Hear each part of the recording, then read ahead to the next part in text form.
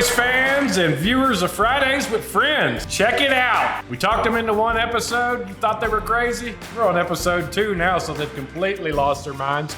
We're breaking out the star power. We're coming at you this week from Gossett Garage. We got our good friend Jeremy Gossett here. Just opened this bad boy shop up a couple months ago, jumped neck deep in it. Glad to have us out, Jeremy. What do you think, man? Man, I appreciate you guys very much for coming here. I think this is a cool deal y'all are doing. Y'all are bringing a lot to the racing community, and anything we can do to help the racers and the racing community, I'm all about.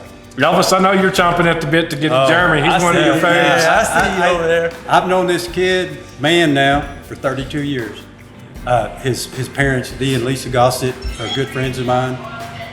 Super proud. They ought to be super proud of this man right here for what he's done. And look at his building. I mean, really, y'all come and see Jeremy at Gossett Garage. Thank you for that plug. I appreciate that. Well, yeah. Now, Jeremy, you and I were talking earlier. We're going to chronologically put this deal into perspective. I know that's a big word for old Slick Willie, but follow along. I just got a high school education. I have no idea what you're talking about. Now, I don't know. I'm just going to wait for it. Let's see what happens. Yeah, you know I got something up my sleeve. Now check this deal out. A little less than a year ago, maybe February or March, me, you, and your brother Zach are having lunch in a diner over there on Grand Street, talking about me becoming your announcer. And this has nothing to do with me, folks. This is just chronologically putting this deal in perspective. What did you think then that less than a year later you'd be right next to Slick Willie and Elvis on a TV show? Man, I have no idea. I didn't know where it was going to head, but I knew that you were the guy for the job. Like right then, me and my brother, we sat down, had lunch with you. We knew it was going to be hard to find somebody to fill those shoes that Pelfrey and Colonel left. They've done a great job for many, many years, dedicated a lot to the sport. We went to lunch. We knew right then that you're the guy. I mean, you had the old history, you had the excitement. I really thought this is our guy, and you have done very, very well since then. Well, you guys, I appreciate those kind words from you too, Mr. Gossett. I enjoyed last year. It was great. But also, to further this chronological thing we're doing here a little bit, had this not happened between me and Jeremy, I'd have never met Elvis. Therefore, there'd be no Amarillo Racing with Elvis and Slick Willie. So that's the kind of the ripple effect we were talking about in back just a second ago. And it's crazy how things work. But that first meeting at Street Volkswagen, we talked about doing this show. Sure. Appreciate that. Me and my brother, man, we about killed each other every Saturday. Gosh almighty. We went through a lot together, though, but it's awesome. We would say so much dumb stuff to each other back and forth. But at the end of it, we knew, a brother's love, there's something that you can't duplicate with anybody else. We'd say mean, nasty things to each other and then be right beside each other hugging right after that. So it took both of us to get through last year, and I definitely couldn't do it without him. I hate that he's not here right now. I hate that he's not here. And then everybody that worked in the pits, kudos to them too. I mean, everybody stepped up and everybody came through and really did a great job. Great season, averaged about 100 cars a night. The bleachers were full each and every weekend, almost too full. Is that? Can I even say that? But only in 2020. Yeah, just for 2020, we had some crazy restrictions and stuff, and it changed from week to week. We would go from you could be at 25% to 50% to 25% to cars on the track, but nobody in the stands, to stands but no cars. It was crazy trying to keep up with the rules and regulations from week to week, but we made it through. We didn't lose our shirt, and so we're hoping to get to do it again. And I'm gonna put on some good racing, I'm proud to say. Amarillo is an awesome place for racing. We've got great supporters as far as businesses. We've got some great supporters as far as people that show up and race, and wives understand, sorta. But we are very blessed. Sorta, to the most. I mean, there's a line there. You can push so much. I mean, you can be in the shop Monday, Tuesday, Wednesday, and then Thursday you got to go eat or you got to hang out with the kids a little bit. Right. Better be some dinner coming Friday. Absolutely, absolutely. Now, Jeremy, being the hard-hitting journalist that Elvis and I are, you had to expect some hard-hitting questions coming on the Amarillo Racing with Elvis and Slick Willie. I'm not prepared. If this would be like some of them Biden questions, I want them. I don't want any of them Trump questions. Yeah, you want me to lob up a softball? Yeah, give me a little bit of something. I can put it on one of them little sticks. Yeah. Okay, well, here we go. All right. Jeremy Gossett, what are your thoughts on green race cars? I think some people are scared of them, and I don't see any reason to be scared of them. I think they're fine. That's back in the day. Green was bad luck, right? Yeah, green means go. Robbie Carter, that guy scared to death of green. We have a green armband, and he said, I ain't wearing it. I was like, well, you're getting kicked out. He's like, well, I don't care. So finally, I had to bend because he's a good supporter of the track. K3 Towing, they do a lot for us, so I had to bend with no more green armbands. So I had to throw 500 in the trash.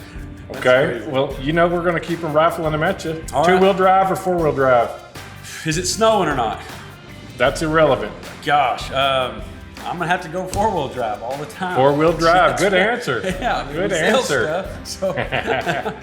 All right, the last hard hit, and be ready for this one. Okay. Sprint car or modified? What are we doing? We watching or racing? We're watching Sprint cars. sprint Sprint cars. cars put on a show. Absolutely. But Yeah. you're a modified racer at Absolutely. heart. I think racing's way more fun than the modified because you can rub on somebody a little bit. Sprint car, you don't get to do a lot of that. So I kind of like that aspect of it. So Well, there you go, viewers and race fans. Now you know a little bit more about Jeremy Gossett. Now, Elvis, hit him with the sucker punch. All right. 2021. What's it gonna be like? we've just got news that my brother and I will have the racetrack for 21 and 22. Man, that is awesome. We've got 2 more years. We're extremely excited about that. It's the most anticipated question. Definitely. No, it's been one that I wish I could have answered sooner.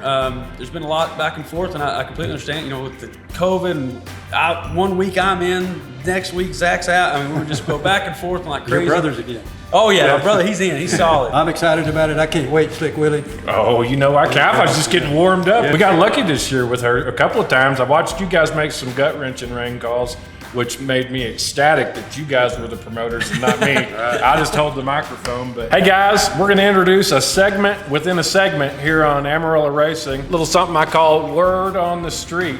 Folks, I've got my head in Facebook. I'm messaging back and forth. I'm on these sprint car groups. I'm on these Route 66 groups. I'm on Amarillo Racing groups. And I just want to say, it's sad for me to say that Cheryl Suter informed me a few weeks ago that Eric Suter is stepping away from the driving duties. They've sold their race operation and they're out. But I want to give Eric a shout out. 5 years, 2 championships, another one that come from the motocross, another iconic racing family name here in Amarillo. His father, Gary, raced for years. And I also want to give him a shout out. Gary and his dad did just like Eric and Gary have done. And I think that's remarkable. I think, all three of us are in it for the family, and the family support that you get in racing is great. I also want to give a shout out to our friends. Last year they were known as Steelheart Tactical. They jumped on board the sponsor train at Route 66. Yep. The salesman, it was a heartbreaking deal. The opening night, they had their banner out for 3 hours. The next day, they had customers come in from Route 66, pretty much paid for their advertisement. They wanted to sign on for multiple years, and I couldn't. And me being the salesman saying, I can't sell you. Yeah, we this didn't know. yet. Absolutely. So I want to give those guys a shout out. They're going to be known as Retribution Arms. They're going to be on Western Street in the old Battery Joe's building. They are opening in January. Go see them in January. John Luciano and the gang, like I said, back to track last year, and they're gonna step up and do it again this year. We're real excited. Volkswagen's real excited about Route 66 Motor Speedway, the Gossets, and we just can't wait there and get on board. We can't either. Love you, Elvis. I love you too. Well, guys, we want to thank y'all for tuning in to our second and record-setting episode here of Amarillo Racing with Elvis and Slick Willie. Catch us next week where we got dirt track legend Dale 4 Gears Cross coming on the show. That's right, folks. We told you we're going to be all over the place as far as Amarillo Racing goes. And you ain't lived till you've heard some of Dale's stories. See y'all next week.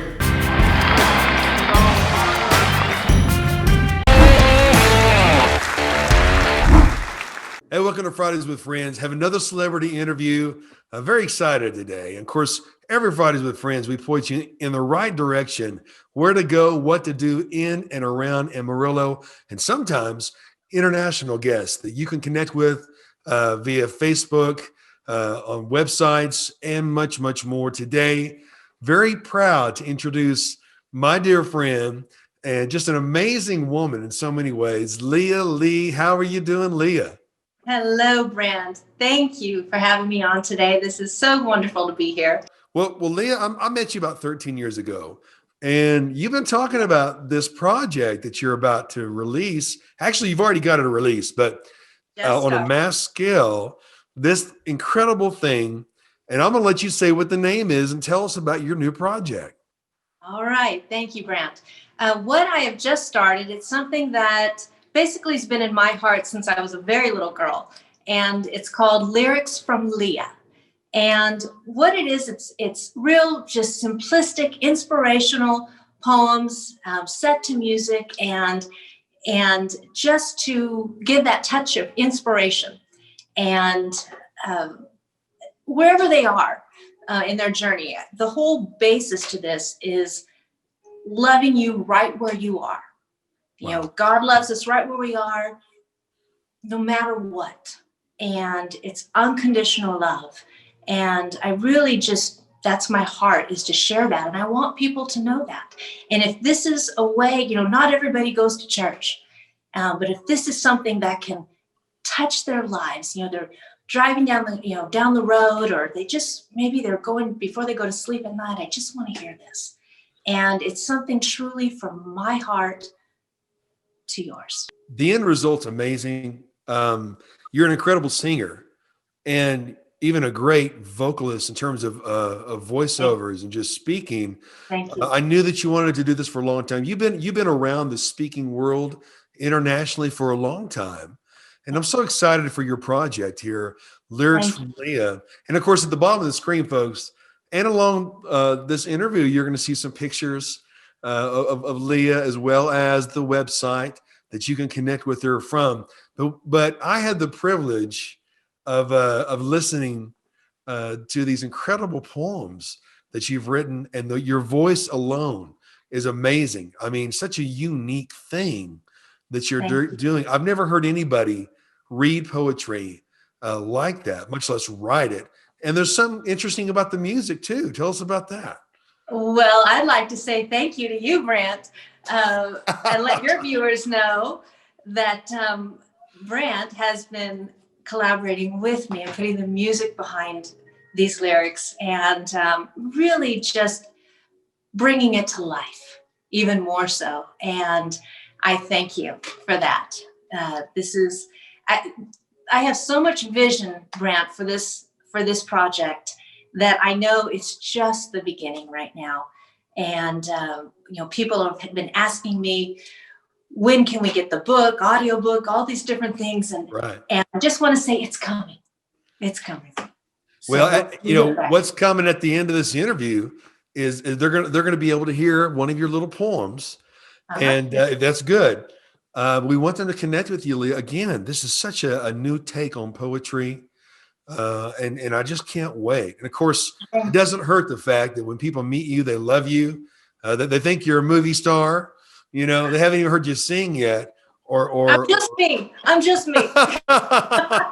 Well, yeah, but you know, some people have that special thing sometimes, and you've got that spark. And for such a time as this, people are hurting right now, Leah. They're wanting answers, and they really don't know where to turn. People don't realize how important words are. You really shape your world with your words. I mean, think about what goes into action when you tell somebody I love you, or I hate you, or marry me, or I want a divorce, or whatever.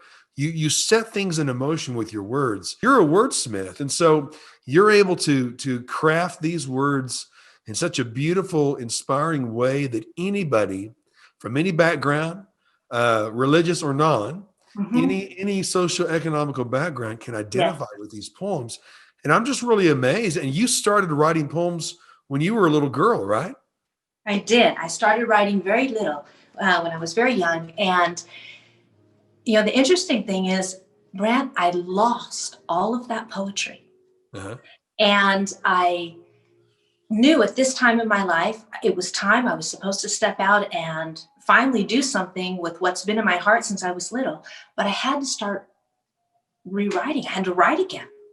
And the differences now is that I've walked further along in my journey.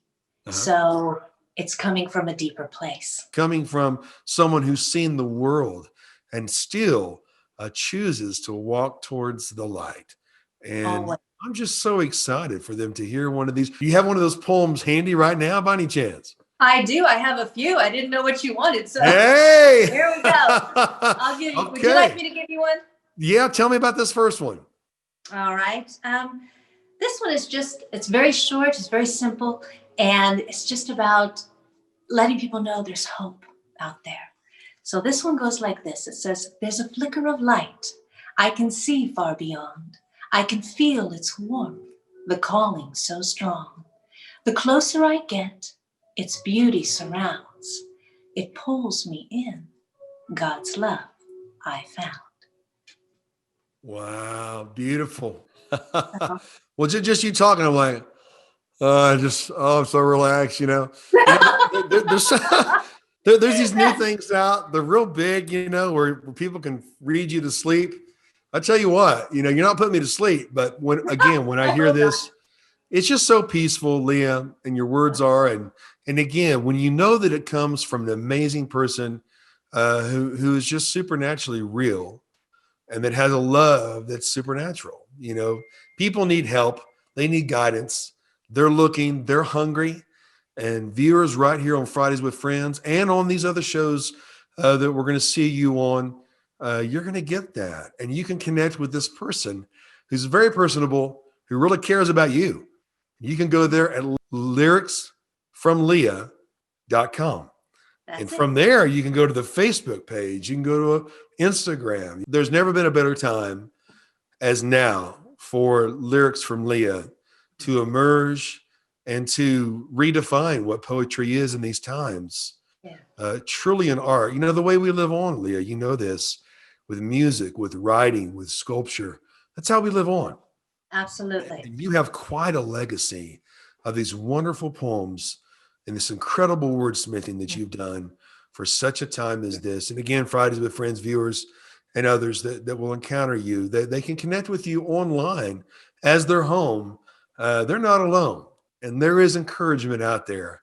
And you can get encouragement, inspiration, even direction for your life with lyricsfromleah.com. Leah, I know this isn't the last time that you'll be on with Fridays with Friends. We can't wait for all the great things that you're putting out now with the poetry, the books, everything. And one way or another, I want to get you to sing.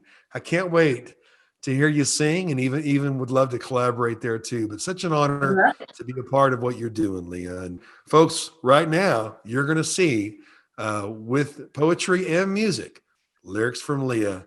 We'll see you next time. Thank you, Grant. Can you feel my heart?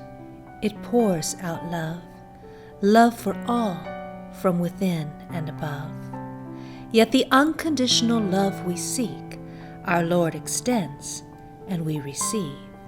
Yet what if though we did the same to purely love without the games?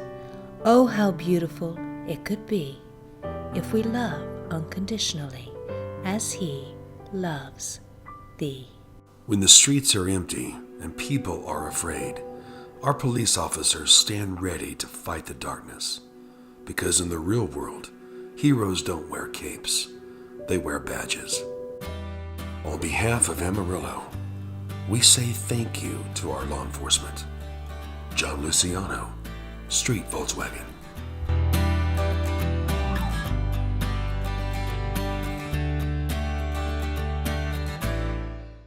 Welcome to Fridays with Friends. This is Brant coming at you again. Very excited for today to talk to Chief Birkenfeld of the APD right here in Amarillo. If you've been watching Fridays with Friends, or if you're new to watching this show, you know that we are all about our veterans, our cops, and our country. And with that said, welcome, Chief. How are you today? Brant, thank you for having me on. I appreciate it.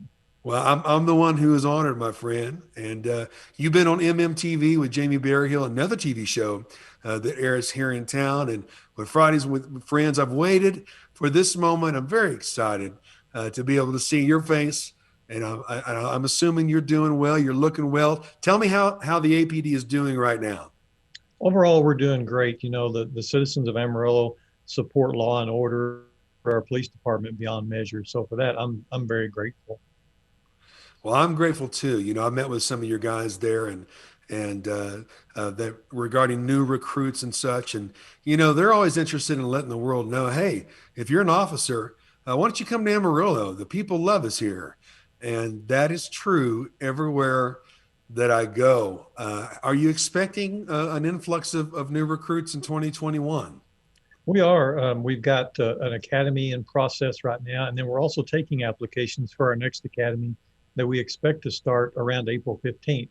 So we're taking applications now. We'll have another testing, I think, on January 15th. So now's the time. There's no sense in waiting. If you thought about being a police officer, put your application in. Let's give it a go. Well, can't think of a better city to be in. Everyone that I speak to, we were talking about the racing crowd with Elvis and Slick Willie. They're pro America, they're pro blue, they're pro veteran, and we're so glad that they are. It's interesting how there doesn't seem to be riots right now or propagated negativity towards the police right now. I was infuriated to see that because I know the role that the media plays in either helping or hurting the situation with racial harmony and attitudes towards our law enforcement. You know, the world did see what life was like in mayhem. They kind of got to see what the Dark Knight Batman with Bane really looked like when they had their little autonomous zone in Seattle and how quickly that fell apart. One could only wish they would see the importance of maintaining law and order. With that said, how is the morale right now among the APD and perhaps some other departments that you may be in contact with? Well, I think for Amarillo PD, it's really good. Again, it stems from the support that we get on a daily basis from the citizens of Amarillo. And it also stems from the fact that our city government supports the department.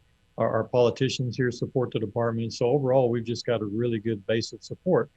That's not to say that we don't have things that we're constantly looking at, because we realize we're human too. We make mistakes. Our department has a legacy of ethical policing, and we want to keep that up. And we don't want to do wrong by our city. And so our officers are very conscientious about that. And so they're always eager to learn new things and to listen. And I feel like the listening part is important for all of us in the department to make sure we understand what's concerning to our community and what we can do better to make Amarillo a safe place to live, work, and play. Well, you're doing a good job of that. You know, when I first moved to town a few years ago, I noticed there was Pizza with Police at that time and just good efforts among outreach. You've got Jeb there and Carla, and they've done such a great job in the community. But even more than that, you came ready to deal with urgent issues and situations that need to be addressed. And right before we started this segment, you were touching on a new task force of sorts that you have started. Would you like to tell us about that a little bit? Yeah, violent crime is on the uptick across the country, and Amarillo is no different. And there's a lot of different reasons that could be, but we're going to focus on tamping that down. And in particular, because we've had a number of shootings over the last several months and even in the last couple of weeks that are very concerning to us. We have great partnership with the other agencies that work with us, both in the federal realm and in the state and local realm. And so along with our Project Safe Neighborhoods that's been going on for a couple of years now, we've initiated a shooting response team. And this just upgrades what our detectives have already been doing. We have some great investigators here, but frankly, when we have a series of shootings, they just get overwhelmed. And so we've added the capacity to bring in extra officers when a shooting occurs. So working on that case right away, we're not letting it sit. We're going out and talking to witnesses, making sure people understand that if a shooting occurs, we are going to respond to it. We are going to investigate it. And it may not matter whether or not the person who was shot at is willing to press charges. We're going to press charges. We're going to move forward with that. It's unacceptable for these shootings to be going on in Amarillo. Well, they have the right man for the job as chief. And as of today's airing is the very first day of 2021. What are some things that you would like citizens to focus on in the area of community and safety as we start a new year, 2021? Well, we certainly want you to know that we have the opportunity to listen. Even through the COVID crisis, we're still doing community outreach, and it looks a lot different than it used to, and we're hoping that can change. But we want you to feel like you can reach out to the police department, tell us what's going on in your neighborhood, and let us help be a part of that fix. Our city has many different jobs, everything from trash collection to law enforcement. And we can be the conduit for some of those things to get those things to where your neighborhood is a safe place for you and a place that feels good. We want the quality of life in Amarillo to be very high for everybody in all corners of our city. So communication would probably be the first thing. One of the other things we need to focus on is just basic crime prevention. And the biggest example I can think of is stolen vehicles. We have over 900 vehicles in Amarillo stolen in 2020. And about 80% of those could have easily been prevented by just removing the key and the key fob from the car. And I know it's a hard thing to remember to do every time, but it's so important because thieves are just waiting. They're looking for that car that's warming up in the wintertime. They're looking for that person who just runs into the local convenience store for a second and they jump in that car and they take off with it. And they're not necessarily selling these cars. A lot of them are used just for general joyriding or for trading for drugs for temporary use. And so it's really an easy to prevent crime. Well, Chief, Amarillo Stands With You, Fridays with Friends, is a positive media source that will gladly relay communications from you and anyone with you for the betterment of Amarillo and beyond. This show is being watched far beyond Amarillo. But also, we're going to do our part in the media that is so responsible for so much you see going on. We'd like to be responsible for promoting positive community relations with our officers, because without law and order, you have chaos. And we're very grateful for your work, Chief Birkenfeld, and we stand ready to stand with you in every way possible. Thank you so much for being with us on Fridays with Friends. Thank you, Brant. It's a privilege. Hello, my name is Corey Knox, but everybody around here knows me as CJ. At one point in my life, I was in a really bad place. I was living on the streets. I was doing things that weren't exactly right. I got addicted to crack cocaine, methamphetamines, and marijuana. And then I found some hope at Faith City. I'm in the Hope for Men's program, the one-year discipleship. And since I've come to Faith City, they have shown the light into my heart and allowed me to see things differently. Now, because they have shown that light into my heart and they've shown me that people do care and that I'm not alone in this world. And, true hope spawns from that. Since I have come here, I have been able to get my ID. They've helped me get glasses. They've also helped me get my GED, as well as I'm going to college now. Over a year ago, I wouldn't have even thought that this would have been possible. I'm about to graduate the program, and it's just an amazing feeling to know that life could be this way, clean and sober.